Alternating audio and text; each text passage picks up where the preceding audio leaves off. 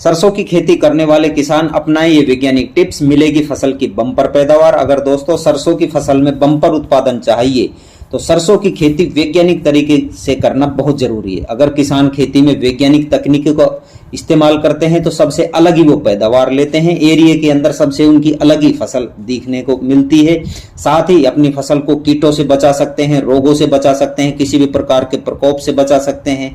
इसके अलावा फसल में लागत कम आती है और जो सर्दी के अंदर पाला पड़ने वाला है अपनी फसल को पाले से भी बचा सकते हैं। तो इस तरह किसानों को सरसों की फसल से ज्यादा फायदा होता है।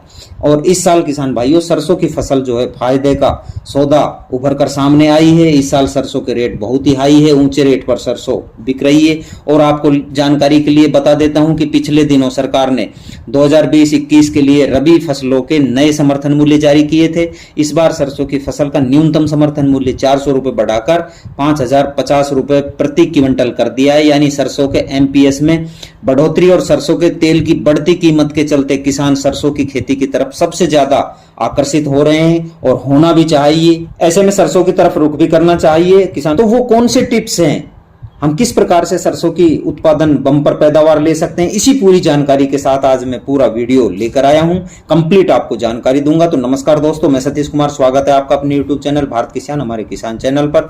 तो दोस्तों जो भी किसान भाई चैनल पर नए हैं या चैनल को सब्सक्राइब नहीं किया है, सबसे पहले चैनल को सब्सक्राइब करें, लाइक करें और किसान हित में शेयर वीडियो को जरूर करें। तो दोस्तों वीडियो स्टार्ट करते हैं। वीडियो किसान भाइयों अंत तक जरूर देखें, स्किप ना करें, तभी आपको पूरा बेनिफिट मिलने वाला है, आपको A to Z जानकारी दी जाएगी।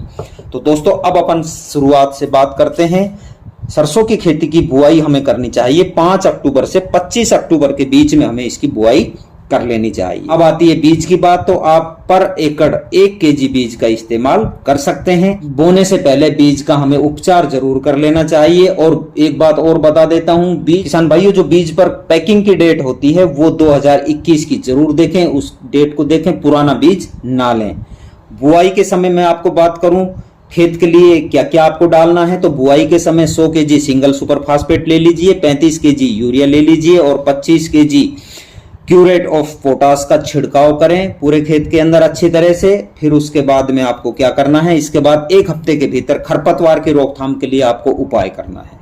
खरपतवार को रोकने के लिए पेंडामेथिलिन 30 EC केमिकल की 1 लीटर जो बोतल होती है उसको 400 लीटर पानी में मिलाकर और खेत के अंदर अच्छी तरह से छिड़काव कर दीजिए। फिर किसी प्रकार के खरपतवार की कोई समस्या नहीं रहेगी। उसके बाद में बुआई से 20 से 25 दिन बाद खेत की निराई गुड़ाई करें। निराई गुड़ाई करते समय एक चीज का विशेष ध्यान रखें, जो भी गहरे घने पौधे हैं उनको वहां से निकाल देना चाहिए। पौधों के बीच लाइन से लाइन की दूरी होती है उसको हमें 45 सेंटीमीटर रखना चाहिए और वहीं पौधे से पौधे की दूरी हमारी 20 सेंटीमीटर होनी चाहिए।